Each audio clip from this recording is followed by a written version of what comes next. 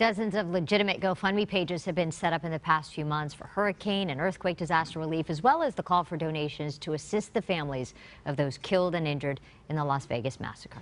Unfortunately, hundreds of fake pages have also been created by scam artists looking to take advantage of sympathetic contributions. So how can we spot the fakes and donate safely? Joining us is certified financial planner David Rae of financialplannerla.com. Welcome back. Good to see you. Thanks for having me. So GoFundMe, it really is a wonderful tool if it's used properly, but so many scammers get out there and rip people off. You know, with the tragedies like this, you mentioned Puerto Rico and Houston and Florida, there's, not to mention Vegas, of course, so many people really want to give, and GoFundMe is a great way to raise money for that. There's an official page that has been shared over 300,000 times, has raised over $9 million, but there are thousands of pages that are probably potentially fraudulent. So you really want to make sure your money's getting where you want it to go. So you have some tips to better vet these pages before we donate.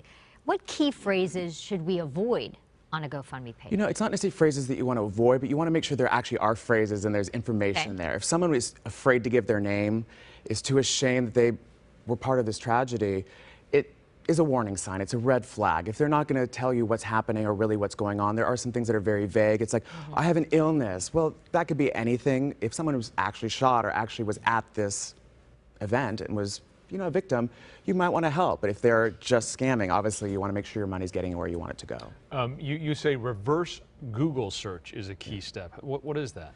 So a scammer might steal a picture from the internet. If we go take one of your pictures and put it on there and Frank needs money, well, you're probably not setting up that page. And if we were to search that image and there's a different name, we're going to know that it's not that person. If the name doesn't match or that image has been used a million other places, you might pull it up and see that it's been used on the news or a different site for this person or social media. But if it doesn't match, or you find it's a different person, or they're supposedly died and here they are healthy somewhere else, still posting more pictures, it's a big red flag that this could be a scam.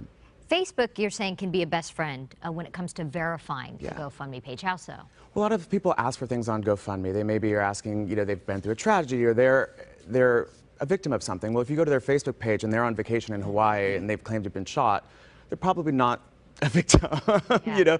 So you can check on that. You can also see if some of these facts match up. If they're saying their family or their kids and you don't see kids or any of these things along that way. Also, sometimes scammers will take the extra step to set up a fake Facebook page. If that Facebook page is 2 or 3 days old and they have no friends or no posts, it's a big red flag. Most of us have some Facebook. We may be more active or not, but usually it's been there a while and there's some pictures. I think folks who are wanting to give may be reluctant to ask questions. They don't want to put someone on the spot because they think they've already been victimized, but you say that's an important thing to do. If you're concerned and you don't know this person, ask questions. You know, certain GoFundMe pages, you're going to know this victim. You know, it may be someone's spouse or loved one. It's going to be very clear that this happened.